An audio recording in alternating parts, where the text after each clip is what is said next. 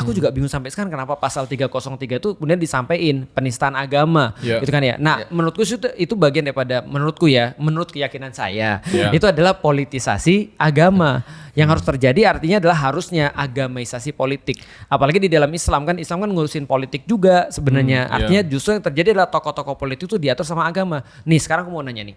Kalau andaikan Panji bisa dinilai berdasarkan agama, harusnya kalau kita mau fair, tokoh-tokoh politik mau dinilai juga berdasarkan agama dong. Benar. Nah itu kalau andaikan itu dijadiin fair ya, habis tuh semua tuh orang tuh. Kalau kita mau misalnya contoh ya, Panji kita lihat dia salah atau enggak karena dia sebut sholat itu tidak bisa dijadiin sebagai satu-satunya syarat untuk memilih pemimpin misalnya. Oke, aku juga bisa bertanyain misalnya tentang misalnya keputusan misalnya Pak Bahlil misalnya. Bagaimana tuh keputusannya? Gak ada rem hari ini ya. Ditahan nomor doi loh. Offside.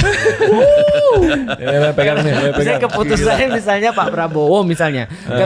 Tahu nggak Mas? Yang menurutku menurut aku yang bikin aku trigger bukan ucapan ketika tadi yang padahal di negeri lain ada yang lebih nggak demokratis daripada kita. Tapi ucapan yang kemarin, yang ketika misalnya Pak Prabowo bilang boleh dong kita nitipin orang, gitu maksudnya. Aku pikir gini, lu coba bayangin ya. Di kantorku aja misalnya, di kantorku ada orang yang misalnya nitip, itu aja setengah mati loh kita berantasnya kalau sudah jadi orang-orang di situ semua.